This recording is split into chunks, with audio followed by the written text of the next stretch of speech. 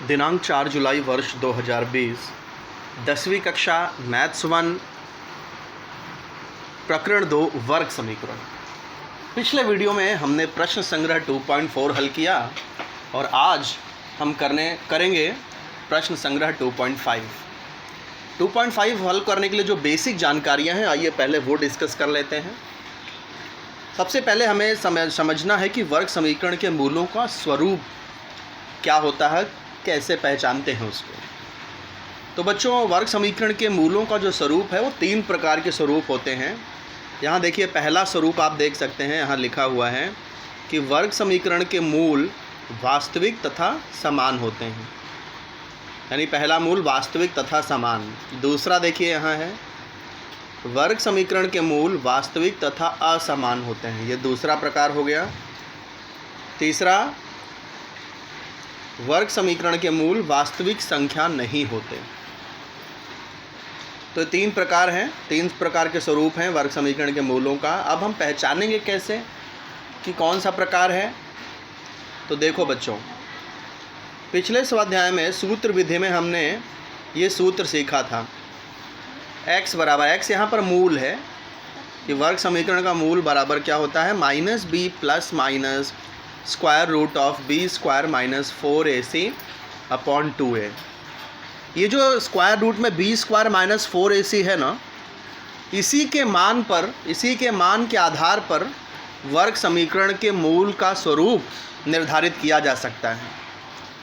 देखिए, b square minus 4ac या तो धनात्मक हो सकता है, जिसे 0 से बड़ा भी कहते हैं, ऋणात्मक भी हो सकता है अर्थात 0 से छोटा, या फिर 0 के बराबर भी हो सकता है। तो b स्क्वायर माइनस 4ac के इन्हीं 3 मानों के आधार पर वर्ग समीकरण के मूलों का स्वरूप निर्धारित होता है। सबसे पहला देखिए, यहाँ पर b स्क्वायर माइनस 4ac बराबर 0 आ रहा है। यदि किसी भी वर्ग समीकरण में b स्क्वायर माइनस 4ac का मान 0 आता है तो उस वर्ग समीकरण के मूल वास्तविक तथा समान होते हैं। मैं आपको ज़रा समझा देता हूँ कि वास्तविक और समान क्यों होते हैं। देखो बेटा, एक करनी के अंदर b स्क्वायर माइनस 4ac, करनी में अगर कोई भी धनात्मक संख्या मिलती है, यानी 0 से बड़ी संख्या, तो वो हमेशा वास्तविक संख्या होती है। और करनी के अंदर यदि माइनस में संख्या मिल जाए, करनी के अंदर यदि ऋणात्मक संख्या हो, तो वो अवास्तविक संख्या होती है। लेकिन करनी में 0 हो या फिर धनात्मक संख्या हो तो वह वास्तविक कहलाई जाती है। तो b स्क्वायर माइनस 4ac यदि धनात्मक है तो एक तो तय है कि वो वास्तविक, वहाँ उसका मूल वास्तविक होगा। दूसरा देखिए कि यदि b स्क्वायर माइनस 4ac 0 हो जाए तो ये करनी वाला पद ही पूरा 0 हो जाएगा, प्लस माइनस 0 हो जाएगा। तो देखिए, केवल एक ही हल मिल रहे हैं, -b अपॉन 2a। ये प्लस माइनस तो 0, ये तो पूरा पद यहाँ पे गायब ही हो गया 0 होने की वजह से। तो जो मूल है वो एक ही मूल है, -b अपॉन 2a। तो इसलिए यहाँ पर ये हल जो है वास्तविक है और एक ही मूल कहिए या फिर समान मूल कहिए। मूल समान है या फिर एक ही मूल है। तो अब आप समझ गए होंगे। अब दूसरा देखिए, b स्क्वायर माइनस 4ac 0 से बड़ा हो, 0 से बड़ा हो यानी धनात्मक आए यदि इसका आंसर, तो क्या होगा, तो मूल वास्तविक और असमान होगा। मैं समझा देता हूँ क्यों होगा। वास्तविक देखिए, b स्क्वायर माइनस 4ac धनात्मक है।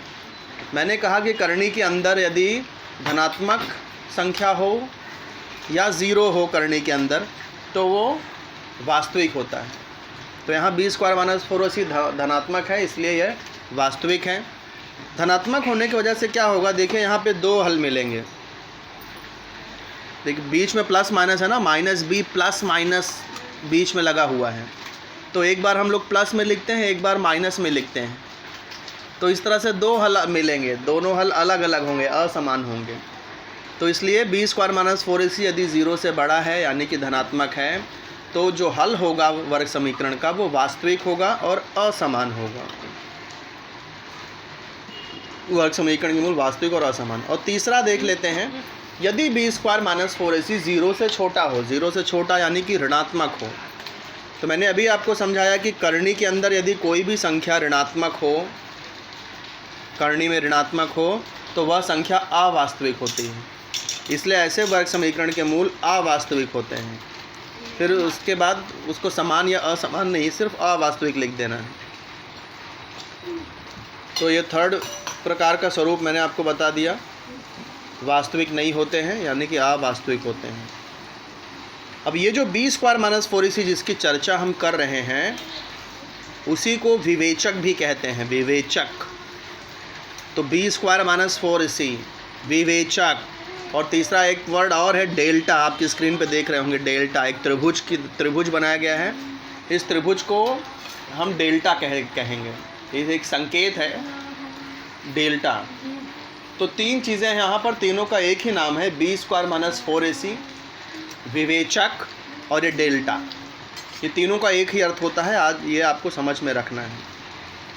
तो अब आइए बढ़ते हैं कृति की तरफ। नीचे दी गई जानकारी के अनुसार रिक्त स्थान भरें। विवेचक का मान दिया है, मूलों का स्वरूप लिखना है। देखिए विवेचक यानी कि बी स्क्वायर माइनस 4ac का मान दिया है, यानी कि डेल्टा का मान दिया है। पहला देखिए 50, यहाँ 50 धनात्मक है, तो मूल का स्वरूप क्या होगा? धनात्मक है, इसलिए यहाँ जो मूल है वो वास्तविक होंगे और असमान होंगे। सेकेंड, यहाँ विवेचक -30 है, ऋणात्मक है, इसलिए अवास्तविक होगा, मूलों का स्वरूप वास्तविक नहीं होगा, यानी अवास्तविक होगा। तीसरा देखिए विवेचक का मान 0 दिया है, इसका मतलब यहाँ जो मूल है वो वास्तविक है और समान है। तो ये कृति पूर्ण हुई। आगे बढ़ते हैं उदाहरण 1 पर। x² + 10x - 7 = 0, इस समीकरण में विवेचक का मान ज्ञात करो। तो ये हम कर चुके हैं, पिछले 2.4 में ही किए हैं। a b c का मान कैसे ज्ञात करते हैं। x² + 10x - 7 = 0, इसकी तुलना करेंगे मानक रूप से। मानक रूप क्या है? ax² + bx + c = 0। अब आप तुलना करेंगे, फिर a b c की जगह पे जो गुणांक मिलेंगे, जैसे यहाँ देखिए समीकरण में x² के गुणांक 1 है, तो इसका मतलब a 1 आ गया। x का गुणांक 10 है, यानी b 10 आ गया। और जो तीसरा जो अचरांक है वो -7 है, इसलिए c -7। अब विवेचक ज्ञात करने के लिए कहा गया है यहाँ उदाहरण में, विवेचक यानी b² - 4ac। तो b का मान डाल दिया, a और c का मान डाल दिया और हल किया, ये विवेचक का मान मिल गया। उदाहरण 2, विवेचक के आधार पर वर्ग समीकरण के मूलों का स्वरूप निश्चित करेंगे। तो देखिए क्या स्टेप है, समीकरण दिया है, मानक रूप में ही समीकरण दिया है, तो ax² + bx + c से तुलना करने पे a b c का मान निकाल दिया, फिर b² - 4ac का मान निकाल दिया, यानी डेल्टा मिल गया। यहाँ डेल्टा देखिए -31 मिल रहा है, यानी कि b² - 4ac जो विवेचक है वो 0 से छोटा है। 0 से छोटा है, इसका मतलब वर्ग समीकरण के मूल वास्तविक संख्या नहीं है। यहाँ पे मूलों का स्वरूप निश्चित करने के लिए कहा था, तो ये नीचे सबसे फाइनल स्टेप में आपको मूल का स्वरूप लिखना है कि वर्ग समीकरण के मूल वास्तविक संख्या नहीं है। बढ़ते हैं दूसरे उदाहरण पर। सेम वही स्टेप है, सवाल जो दिया है पहले से ही मानक रूप में ही दिया है, तो इससे मानक रूप से तुलना करने पे a का मान, b का मान, c का मान ज्ञात करना है, फिर b a c का मान स्थापित करके हल करना है। अब चूँकि यहाँ डेल्टा 40 आ रहा है, 40 यहाँ धन में है, प्लस में है, तो ये 0 से बड़ा है, इसलिए यहाँ पर जो मूल होगा वो वास्तविक और असमान होगा। उदाहरण 3 में आ जाते हैं। यहाँ भी वही स्टेप, a b c का मान ज्ञात किया, फिर b² - 4ac यानी b a और c का मान स्थापित कर दिया, हल किया। देखिए उत्तर 0 आ रहा है, तो b² - 4ac 0 होने के वजह से यहाँ पर ये जो हल होगा वो वास्तविक तथा समान होगा। तो ये एक समझिए, एक टाइप का सवाल आपका यहाँ पर ख़त्म हो रहा है कि a b c का मान ज्ञात करना है, विवेचक का मान ज्ञात करना है, विवेचक के मान के आधार पर मूल का जो स्वरूप है वो निर्धारित करना है। यहाँ से देखिए सेकंड टाइप का सवाल शुरू होता है, वर्ग समीकरण के मूल तथा उनके गुणांकों में संबंध कैसे होते हैं। तो मैं डायरेक्ट तो देखिए यहाँ अल्फ़ा + बीटा की बात हो रही है। पहले आप समझ लीजिए कि जो वर्ग समीकरण है उसके एक मूल को हम अल्फ़ा कहेंगे और दूसरे मूल को बीटा कहेंगे। देखिए 2.4 में जब हम सवाल हल कर रहे थे तो हमें दो उत्तर मिल रहे थे, एक बार प्लस में करते थे, एक बार माइनस में। तो x बराबर एक उत्तर आता था या x बराबर 2, तो दो मूल मिलते थे हर बार हमें। और अभी भी हम लोग देख रहे थे कि अभी पीछे उदाहरण में हमने देखा कि विवेचक जब धनात्मक होते हैं, 0 से बड़े होते हैं, तो हमें दो हल प्राप्त होते हैं, असमान हल प्राप्त होते हैं। तो उसमें से दो हल में से एक को अल्फ़ा माना जाएगा, दूसरे को बीटा माना जाएगा। यानी ये जो अल्फ़ा एक हल है, बीटा दूसरा हल है, यानी मूल है। वर्ग समीकरण के मूल अब हम क्या मानेंगे? अल्फ़ा और बीटा। ध्यान रखिए इस बात को। तो गुणांक क्या है? 3 A B C, ये 3 गुणांक हैं। मूल कौन से हैं? अल्फ़ा और बीटा, ये 2 मूल हैं। तो अब हमें फार्मूला संबंध स्थापित करना है alpha beta A B C में। तो ध्यान से देखिए, पहला संबंध तो ये है अल्फ़ा प्लस बीटा बराबर होगा -B/A। स्क्रीन पर आप देख सकते हैं अल्फ़ा प्लस बीटा -B/A। ये बहुत इंपॉर्टेंट सूत्र है आगे आने वाले सवालों के लिए, इसलिए आप इसे याद कर लीजिए, अल्फ़ा प्लस बीटा -B/A। ऐसे ही दूसरा जो संबंध है alpha into beta is equal to C/A, ये दूसरा संबंध है। ये दो फार्मूले आप याद कर लीजिए, alpha plus beta -B/A, alpha into beta C/A। अब आगे बढ़ते हैं। इसी फार्मूले के आधार पर एक कृति दी गई है। नीचे दिए गए चौखट में योग्य संख्या भरो। 10x² प्लस 10x प्लस 1 बराबर 0 के लिए अल्फ़ा प्लस बीटा का मान लिखना है। तो अल्फ़ा प्लस बीटा का फार्मूला अभी हमने ऊपर देखा क्या है, -B/A है। और b का मान देखिए कृति में, b का मान क्या है? b का मान यानी कि x का गुणांक। x का गुणांक यहाँ 10 है, यानी कि b 10 है। और a का मतलब होता है x² का गुणांक। तो इसे मैं आपको हल करके दिखा देता हूँ तो आपको ज़्यादा समझ में आ जाएगा।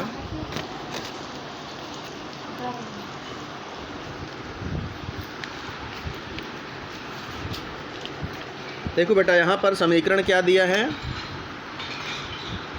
10x² प्लस 10x प्लस 1 बराबर 0। अब ध्यान से देखो, यहाँ पर a कितना है? a मतलब ये x² का जो गुणांक है उसे ही a कहते हैं। b किसे कहते हैं? ये x के गुणांक को b कहते हैं, तो ये 10। c किसे कहते हैं? यहाँ जो अचरांक दिया है वो होता है c। अब हमें पूछा क्या है? अल्फ़ा प्लस बीटा का मान पूछा है। तो अल्फ़ा प्लस बीटा देखिए, फार्मूला मैंने क्या बताया था अभी आपको ऊपर? फार्मूला हमने -B/A अभी हमने देखा था। तो फार्मूला मैं यहाँ लिख रहा हूँ -B/A। तो अब क्या होगा? देखो, अल्फ़ा प्लस बीटा बराबर माइनस, ये जो यहाँ माइनस है वही माइनस, b कितना है? 10 है। और a कितना है? ये a हमें यहाँ लिखना है। a देखिए यहाँ पर a भी 10 है, तो a के जगह पे भी 10 डाल दिया, ये कट हो जाएगा। तो क्या आ गया? अल्फ़ा प्लस बीटा बराबर आ गया -1। ये अल्फ़ा प्लस बीटा मिल गया।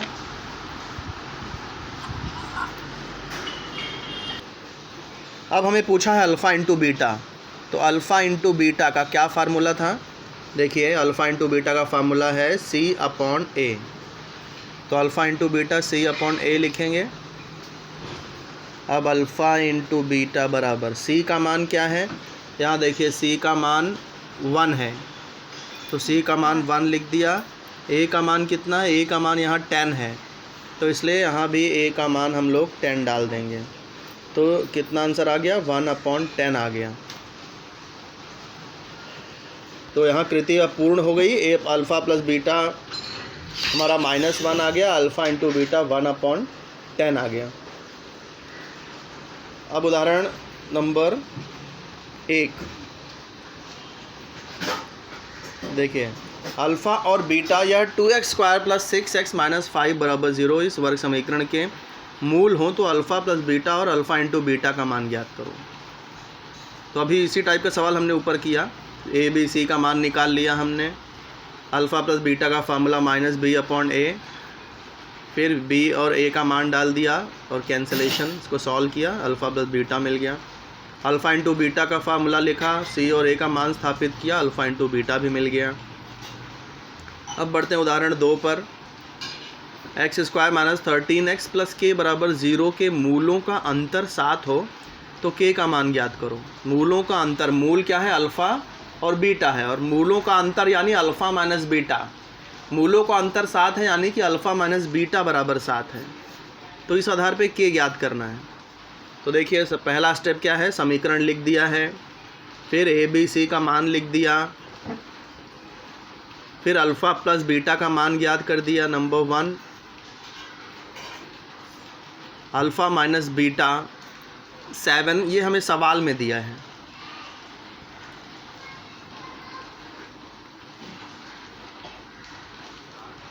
To alpha is equal to 20।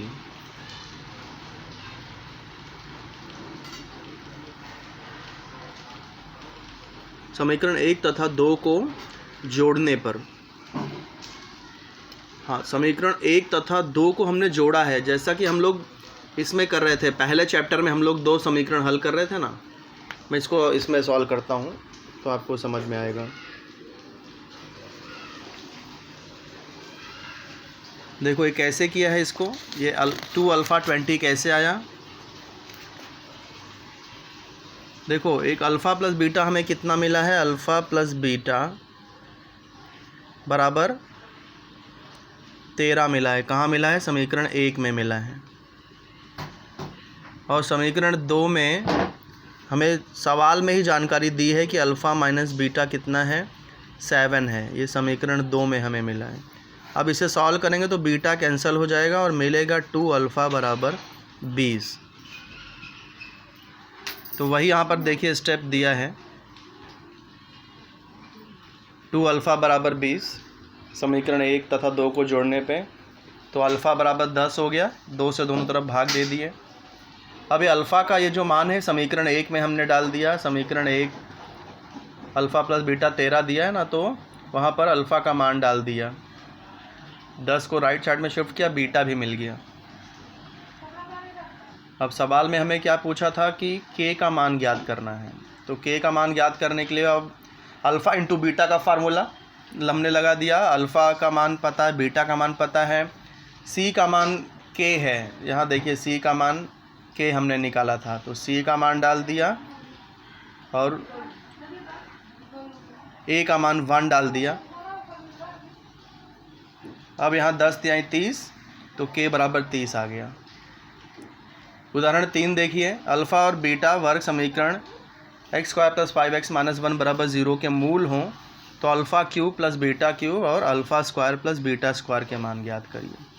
देखिए समीकरण एज इट इज़ लिख दिया, हमेशा की तरह ए बी सी का मान ज्ञात किया, अल्फ़ा प्लस बीटा का मान निकाल लिया फार्मूला लिखकर, फिर अल्फ़ा इंटू बीटा का मान निकाल दिया। अब हमें पहला क्या पूछा है, alpha cube plus beta cube. तो आपको ये सूत्र याद रखना है alpha cube plus beta cube का। सूत्र हमें देखिए अल्फ़ा, सारे सूत्र हमें किस रूप में लिखने हैं, अल्फ़ा प्लस बीटा और अल्फ़ा इंटू बीटा के रूप में ही लिखने हैं। तो सूत्र आप याद कर लीजिए, alpha cube plus beta cube का, alpha plus beta whole cube minus 3 alpha beta alpha plus beta. फिर अल्फ़ा प्लस बीटा का मान हमने डाल दिया, अल्फ़ा इंटू बीटा का भी मान डाल दिया और हल कर दिया, या alpha cube plus beta cube आ गया। अब है alpha square plus beta square याद करने के लिए पूछा है, तो ये देखिए सेकेंड, फिर से फार्मूला लिखना है, alpha square plus beta square का formula alpha plus beta whole square minus 2 alpha beta. ये कोई नया फार्मूला नहीं है एक्चुअली, ये ए प्लस बी का होल स्क्वायर जो आप जानते हो उसी के आधार पर है। मैं आपको बताता हूँ ये फार्मूला कैसे आया, देखिए तो आपको समझ में आ जाएगा कि कोई नया फार्मूला नहीं है। देखिए हम ये फार्मूला ऑलरेडी जानते ही हैं कि ए प्लस बी का होल स्क्वायर क्या होता है, A square plus 2ab plus B square, ये होता ही है। तो अगर मैं 2ab को यहाँ लेफ़्ट साइड में शिफ्ट कर दूँ तो क्या हो जाएगा, a प्लस बी का होल स्क्वायर माइनस 2ab बराबर a square plus B square. यानी कि अगर मैं इसको सीधे इस तरह से लिख दूँ, लेफ़्ट वाला राइट में, राइट वाला लेफ़्ट में, तो फार्मूला क्या मिल गया, A square plus B square को हम लोग क्या लिख सकते हैं, A plus B square minus 2ab। ये ऊपर वाली ही लाइन लिखा है मैंने, सिर्फ ये जो दायां पक्ष है इसे मैंने पहले लिख दिया और बाएं पक्ष को मैंने यहाँ बाद में लिख दिया है। तो अब वही चीज़ आप अल्फ़ा और बीटा के साथ भी कर सकते हैं। Alpha square plus beta square है अगर, तो कैसे लिखेंगे, इसी फार्मूले के रूप में लिखेंगे, alpha plus beta whole square minus 2 alpha beta. वही फार्मूला देखिए यहाँ पर टेक्स्ट बुक में लिखा गया है।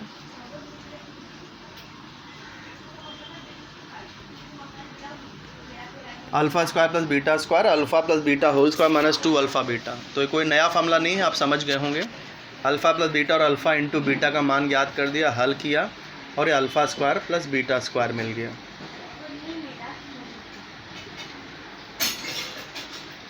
तो ये आपका एक सेकेंड टाइप का सवाल अब ये हो गया आपका कि अल्फ़ा प्लस बीटा और अल्फ़ा इंटू बीटा के आधार पर कैसे सवाल हल करने हैं।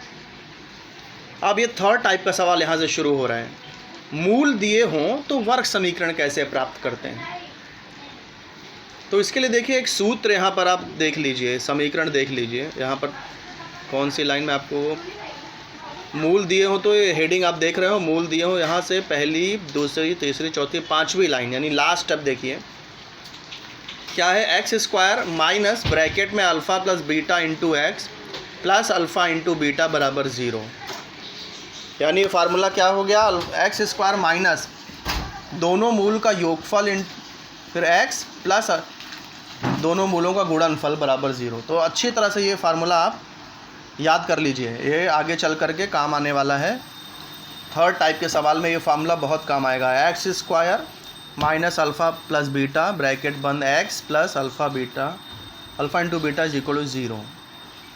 जैसे देखिए आप सॉल्व करते हैं इस सूत्र के आधार पर, मूलों का योगफल 10 है यानी कि अल्फ़ा प्लस बीटा 10 है, मूलों का गुणनफल 9 है, इनका उपयोग करके वर्ग समीकरण लिखना है।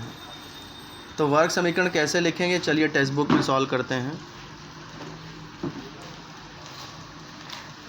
देखो बेटा क्या दिया है यहाँ पर, मूलों का योगफल 10 दिया यानी कि अल्फ़ा प्लस बीटा यहाँ 10 हो गया, और मूलों का गुणनफल कितना दिया है, 9 दिया है, यानी कि अल्फ़ा इंटू बीटा 9 हो गया।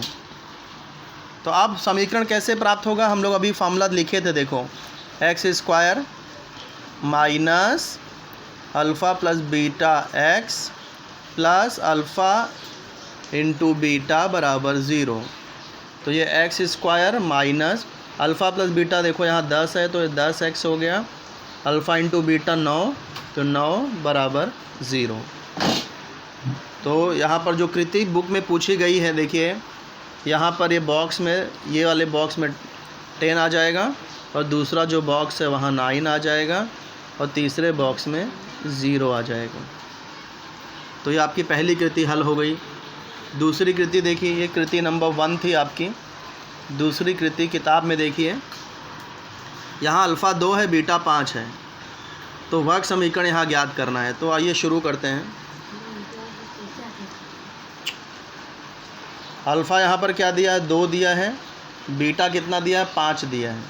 वर्ग समीकरण फार्मूला लिखिए, x square minus alpha plus beta x plus alpha beta बराबर 0।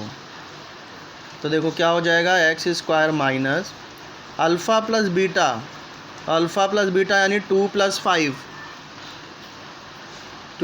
5 एक्स, अल्फ़ा इंटू बीटा मतलब 2 गुणे 5, अल्फ़ा 2 है बीटा तो ये 2 गुणे 5 बराबर 0। तो ये हो जाएगा x square minus 7x plus 2 पंचे 10 बराबर 0।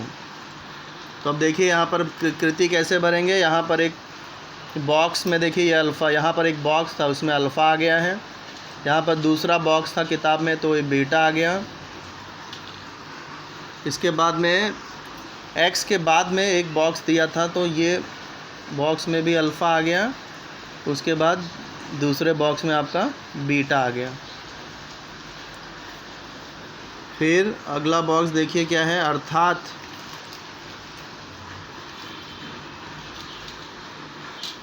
तो अर्थात में यहाँ पे ये एक्स स्क्वायर के पीछे एक बॉक्स दिया है, तो एक्स स्क्वायर के पीछे तो यहाँ गुणांक एक ही है, माइनस अल्फ़ा प्लस बीटा, यहाँ 7 आ गया, ये बॉक्स में 7 आ जाएगा और इस वाले बॉक्स में 10 आ चुका है। तो ये आपकी कृति नंबर 2 भी पूरी हो गई। तो बेटा 3 टाइप के सवाल हैं यहाँ पर, आप समझ सकते हैं 3 टाइप के सवाल आपको हल करने हैं। तो अब शुरू करते हैं। देखिए उदाहरण, यही 3 टाइप के सवाल मिलेंगे आपको हर जगह। जिस वर्ग समीकरण के मूल -3 तथा -7 हो ऐसे वर्ग समीकरण बनाइए। तो वही सेम इसी टाइप का सवाल है। अल्फ़ा प्लस बीटा निकाल लिया, अल्फ़ा इंटू बीटा निकाल लिया, फिर ये फार्मूला लिख दिया x square minus alpha plus beta x plus alpha into beta, फिर alpha plus beta alpha into beta का मान डाल दिया हमने और ये समीकरण मिल गया। उदाहरण 1 हो गया। अब यहाँ से शुरू होता है 2.5। यहाँ पर कुछ फार्मूले दिए हैं, देखिए जैसे इस समीकरण के मूल अल्फ़ा और बीटा ये मूल होंगे किसी भी वर्ग समीकरण के, जिसमें से अल्फ़ा जो है formula -b plus B square minus square root of b square minus 4ac/2a, ये अल्फ़ा है। बीटा क्या है? -b minus b square minus 4ac/2a। 2.4 में हम ये फार्मूला एक ही साथ लिख रहे थे, प्लस बीच -b प्लस माइनस एक साथ लिख रहे थे, यहाँ प्लस और माइनस अलग अलग करके लिखा है। इसमें से प्लस वाला फार्मूला अल्फ़ा का है, माइनस वाला फार्मूला बीटा का है। फिर ये फार्मूला अल्फ़ा प्लस बीटा का formula minus alpha plus beta minus b/a, alpha into beta c/a। हमने जो अभी डिस्कस किया उसी का एक समरी है, एक सारांश है। फिर सेकंड टाइप हमने क्या देखा कि मूलों के आधार पर विवेचक कैसे ज्ञात करते हैं और विवेचक के आधार पर मूल का स्वरूप कैसे निर्धारित करते हैं। मूलों का स्वरूप b स्क्वायर माइनस 4ac पर आधारित होता है, विवेचक कहते हैं। डेल्टा अक्षर से दर्शाते हैं। फिर डेल्टा यदि 0 हो तो मूल जो है समान और वास्तविक होंगे। डेल्टा यदि 0 से बड़ा हो यानी धनात्मक हो तो मूल कैसे होंगे? विभिन्न और वास्तविक। विभिन्न हम यानी कि असमान होंगे और वास्तविक होंगे। डेल्टा लेस देन 0 यानी ऋणात्मक होगा तो वह जो हल होगा यानी मूल जो होगा वो वास्तविक संख्या नहीं होगी। फिर चौथा टाइप, जिस समीकरण के मूल अल्फ़ा और बीटा हो तो अल्फ़ा और बीटा यदि मूल दिए हो तो ये एक्स स्क्वायर माइनस ब्रैकेट में alpha plus beta x plus alpha into beta बराबर 0, इस सूत्र की सहायता से वर्ग समीकरण ज्ञात किया जा सकता है। तो आइए अब चलते हैं प्रश्न संग्रह 2.5 पर। क्या दिया देखिए, वर्ग समीकरण x square plus b x plus c बराबर 0। यहाँ पर बी स्क्वायर माइनस 4ac 5 दिया है और B square minus 4ac minus 5 दिया है और हमें अगले स्टेप में मूलों का स्वरूप लिखना है। तो देखिए बी स्क्वायर माइनस 4ac 5 है यानी कि धनात्मक है, तो यहाँ स्वरूप क्या होगा? मूल का वास्तविक और असमान होगा। तो ये ऊपर वाले बॉक्स में क्या आ जाएगा? वास्तविक और असमान। फिर देखो बी स्क्वायर माइनस 4ac नीचे वाले बॉक्स में -5 दिया है, तो यहाँ बी स्क्वायर माइनस 4ac ऋणात्मक है, लेस देन 0 है, तो इसलिए यहाँ जो मूल होंगे वो वास्तविक नहीं है। मूल यहाँ वास्तविक नहीं है। सेकंड, मूलों का योगफल -7 है, मूलों का गुणनफल 5 है, तो हमें वर्ग समीकरण लिखना है। तो कैमरा में ऑन करता हूँ, कैमरे में समझ लेते हैं, बुक में हल करके दिखाता हूँ आपको।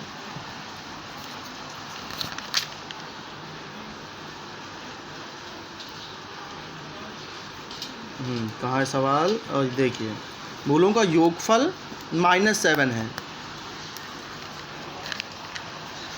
मूलों का योगफल -7 दिया है यानी कि अल्फ़ा प्लस बीटा बराबर -7 और मूलों का गुणनफल कितना है? 5 है। अल्फ़ा इंटू बीटा 5 है। अब फार्मूला हम लोग जानते हैं, x square minus alpha plus beta x plus alpha beta बराबर 0।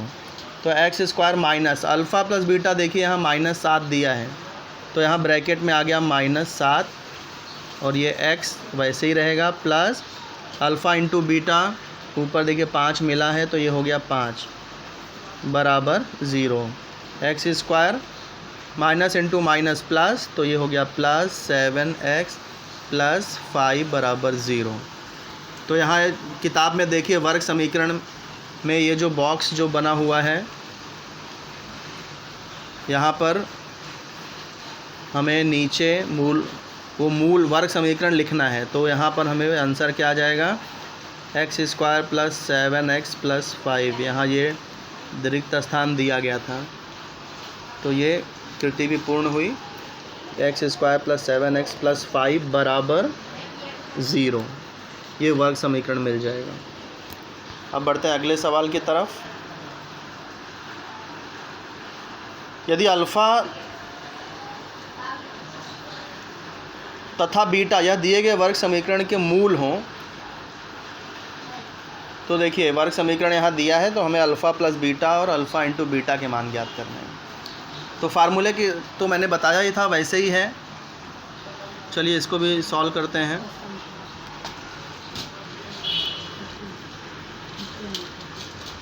समीकरण क्या दिया है यहाँ पर, थर्ड वाला हम लोग कर रहे हैं।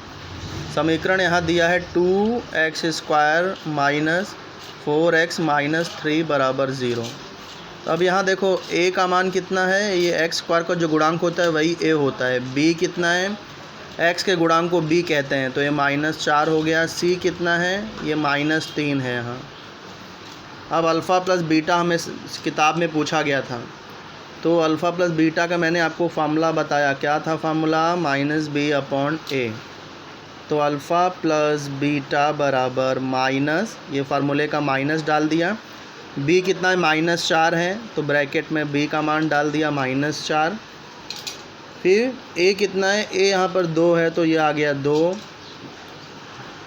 अब ये क्या हो जाएगा, देखो माइनस माइनस प्लस, तो ये हो गया +4/2, कैंसिल कर देंगे, 2 दूनी 4। तो यानी कि अल्फ़ा + बीटा कितना आ गया, अल्फ़ा + बीटा आ गया 2। तो ये जो पहला जो फिलिंग द ब्लैंक पूछा था किताब में, अल्फ़ा + बीटा बराबर, यहाँ पे डैश पूछा है ना, तो ये अपना आंसर कितना आ गया, 2 आ गया। तो ये 2 लिख दिया। अब आगे क्या पूछा, अल्फ़ा × बीटा पूछा है, तो अल्फ़ा × बीटा फार्मूला क्या बताया था मैंने, c/a। तो अल्फ़ा × बीटा, c का मान क्या निकाले थे, c का मान देखिए कैमरे में, c का मान -3 है, देखिए c का मान -3। तो यहाँ पर भी c के जगह पे -3 डाल दिया, बटे a का मान यहाँ देखिए हमने क्या निकाला है, a का मान 2 है, a का मान 2 है। तो यहाँ पर भी हम लोग a के जगह पे 2 लिख देंगे, तो -3/2। ये आपका सेकंड वाला जो बॉक्स था, सेकंड वाला जो चौखट था, वो यहाँ पर सॉल्व हो गया। अब बढ़ते हैं अगले सवाल की तरफ। निम्नलिखित वर्ग समीकरण के लिए विवेचक का मान ज्ञात कीजिए। तो उदाहरण में हमने इसे हल किया है, आइए यहाँ भी हल कर लेते हैं।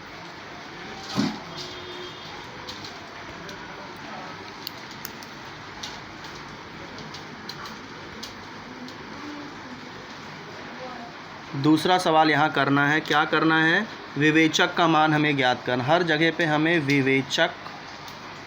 विवेचक ही ज्ञात करना है। तो आते हैं पहले सवाल पर, दूसरे का पहला, x² + 7x - 1 = 0। सबसे पहले एक का मान ज्ञात कर लो। यहाँ x² के पीछे कोई नंबर नहीं है, यानी 1 वहाँ होता है, तो इसलिए a 1 आ गया। b देखिए x का गुणांक 7 है, तो b यहाँ 7 हो गया। c ये -1 है, तो c का मान -1 आ गया।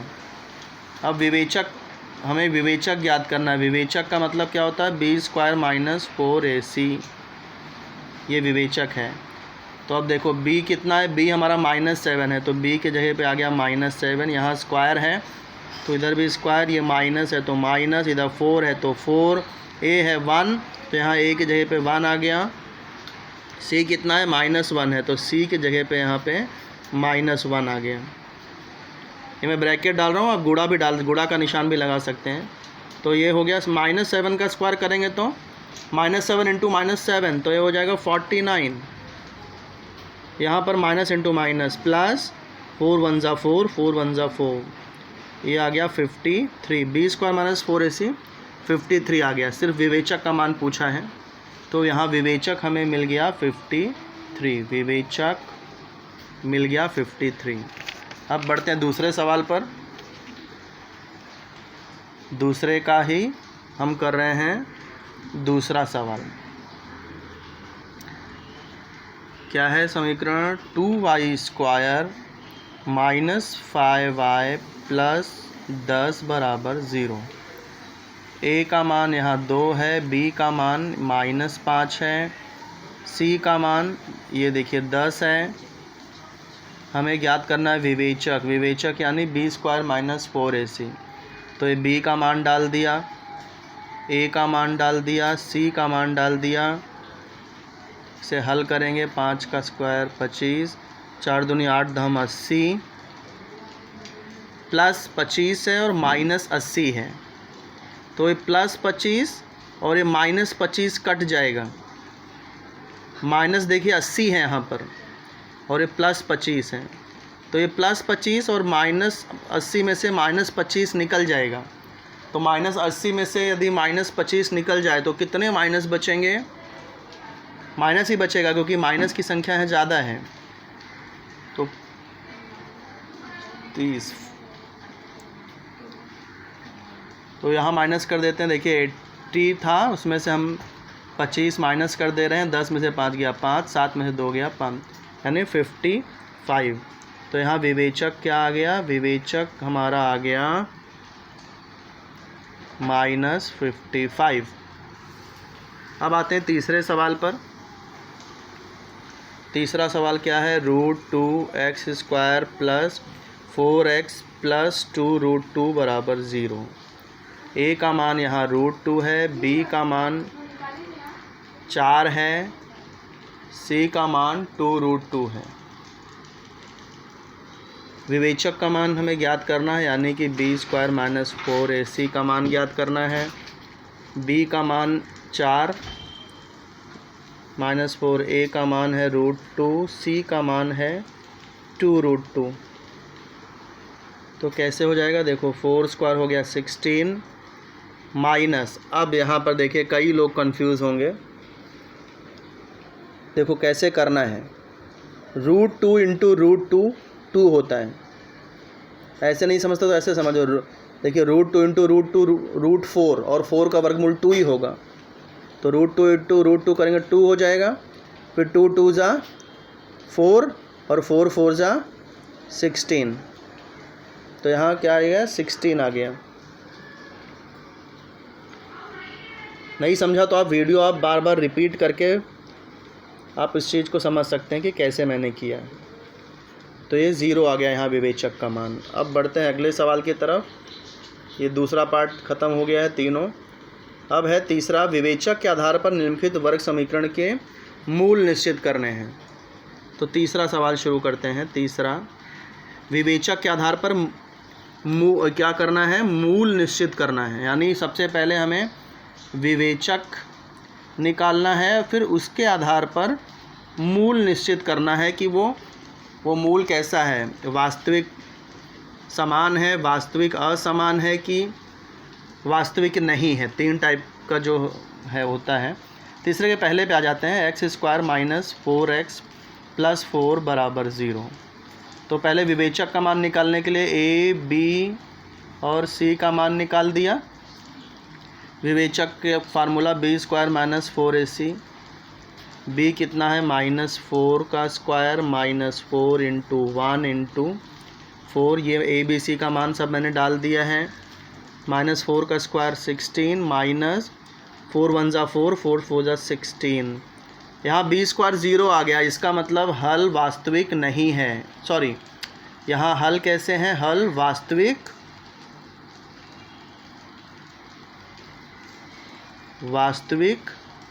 और समान, वास्तविक और समान है। सेकंड करते हैं, आइए। थर्ड का सेकंड समीकरण क्या है? 2y² माइनस 7y प्लस 2 बराबर 0। ए का मान यहाँ 2 देखो, वाइस ये ए का मान मिल गया, बी का मान -7, सी का मान 2। विवेचक निकालने के लिए बी स्क्वायर माइनस 4ac का मान, अब बी ए सी सब मान डाल देंगे। बी का मान -7 है तो ये हो गया -7 का स्क्वायर माइनस 4, ए का मान 2, सी का मान 2, 4, ए का मान भी 2 है, सी का मान भी 2 है, तो ए और सी का मान डाल दिया। तो ये -7 का स्क्वायर 49 माइनस 4 दूनी 8 दूनी 16, 9 में से 6 गया 3, 4 में से 1 गया 3। यहाँ पे देखो बी स्क्वायर माइनस 4ac का मान 33 आ रहा है, जो कि 0 से बड़ा है, धनात्मक होने के कारण 0 से बड़ा है। तो यहाँ पर हल कैसा होगा? वास्तविक और असमान हल, या फिर भिन्न हल। असमान भी लिख सकते हैं, भिन्न भी लिख सकते हैं। असमान, वास्तविक और असमान हल। थर्ड का सेकंड हो गया। अब बढ़ते हैं आखिरी सवाल पर। सॉरी, और भी यहाँ पर हैं, आखिरी नहीं है ये।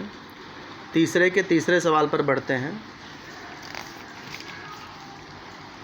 तीसरे का तीसरा सवाल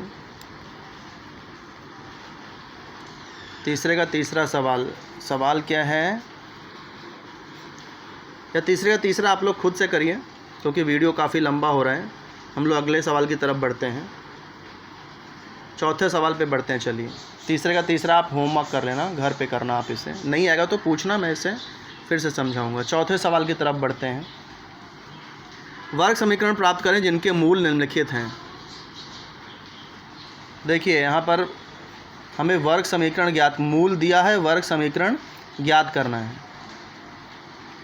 पहला एक 0 दिया है और तथा 4 दिया है।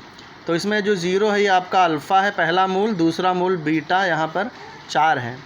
तो पहला स्टेप क्या किया करो? अल्फ़ा प्लस बीटा निकाल लो। अल्फ़ा प्लस बीटा यानी 0 + 4। तो अल्फ़ा प्लस बीटा यहाँ पे 4 आ गया। इसके बाद आप निकाल लो अल्फ़ा इंटू, इसको नंबर 1 लिख दो। फिर अल्फ़ा इंटू बीटा निकाल लीजिए। अल्फ़ा इंटू बीटा यानी 0 × 4, तो हो गया 0 × 4। 0 का गुणा किस में भी करते हैं 0 ही आता है। ये हो गया अल्फ़ा इंटू बीटा का मान। अब वर्ग समीकरण के लिए सूत्र मैंने आपको बताया है, x² minus alpha plus beta x plus alpha into beta बराबर 0।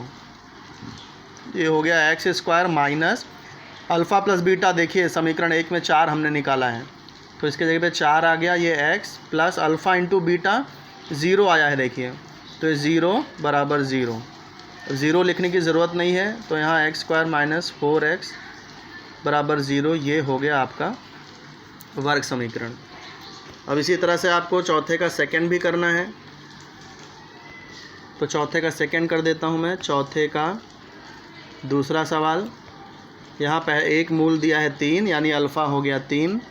दूसरा मूल यहाँ दिया है -10, तो बीटा।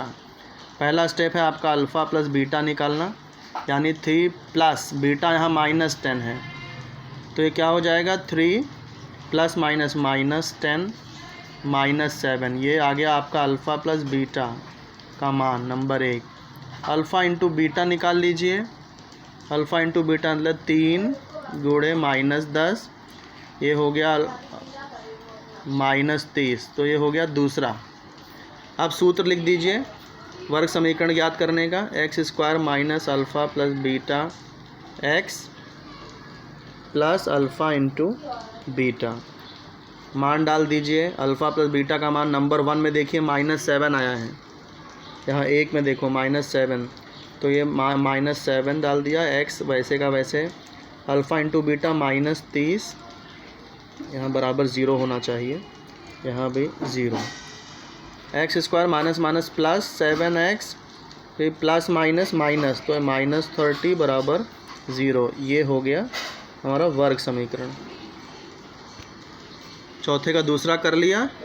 अब आते हैं चौथे का तीसरा। कई लोग इसमें देख के घबरा जाएंगे क्योंकि ये बटे में दिया हुआ है, तो चौथे का तीसरा करते हैं।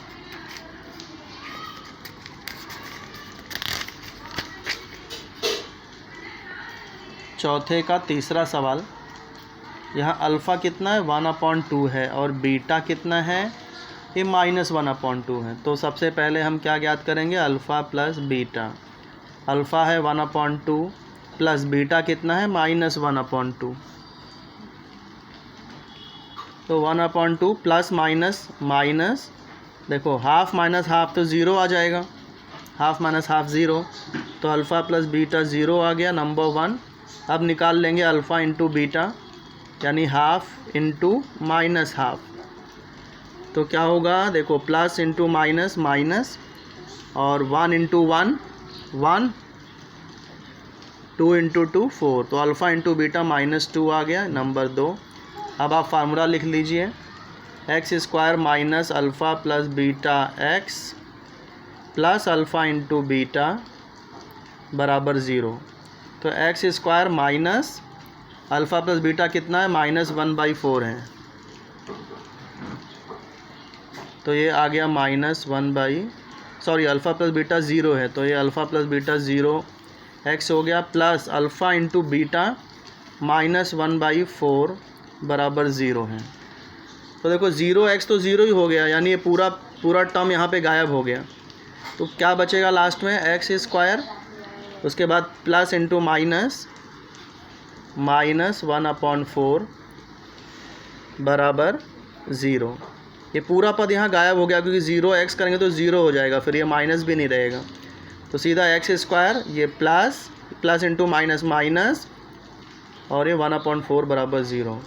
तो ये भी समीकरण हो गया। अब आते हैं चौथे पर। चौथा करनी में दिया है, कई लोग इसको भी देख के कंफ्यूज होंगे। तो चौथे का चौथा सवाल कर लेते हैं। अल्फ़ा यहाँ 2 माइनस करनी में 5, दूसरा जो मूल है 2 प्लस करनी में 5। तो सबसे पहला स्टेप है अल्फ़ा प्लस बीटा ज्ञात करना। तो अल्फ़ा कितना है 2 माइनस √5 प्लस बीटा कितना है 2 प्लस √5। तो यहाँ देखो ये -√5 plus √5 cancel, alpha plus beta आ गया 4। अब अल्फ़ा इंटू बीटा निकाल लेंगे, यानी 2 माइनस √5 इंटू 2 प्लस √5। ये फार्मूला देखो a minus b a plus B का फार्मूला है। तो ये कैसे लिखते हैं, ये फार्मूला आपको पता होगा, a minus b a plus b यदि होता है तो उसे हम लोग इस तरह से लिखते हैं, a² माइनस b², ऐसा लिखते हैं। तो यहाँ भी है तो कैसे लिखेंगे, 2² माइनस √5 का स्क्वायर, 2² 4, √5 का स्क्वायर करेंगे तो 5 ही आएगा, तो हो गया -1। अब फार्मूला लिख दो, x² minus alpha plus beta x plus alpha beta बराबर 0। x² minus alpha plus beta 4x, alpha into beta -1 था यहाँ पर, बराबर 0। तो x² माइनस 4x प्लस -1 बराबर 0। तो यह आपका मिल गया वर्ग समीकरण। तो देखिए वीडियो काफ़ी लंबा हो रहा है। ये जो अगले जो 5-6 ये 3 सवाल हैं, ये हम लोग अगले वीडियो में करते हैं। तो इतने सवाल आप होमवर्क करना है आपको, और आज के आज ग्रुप में भेजना है। धन्यवाद।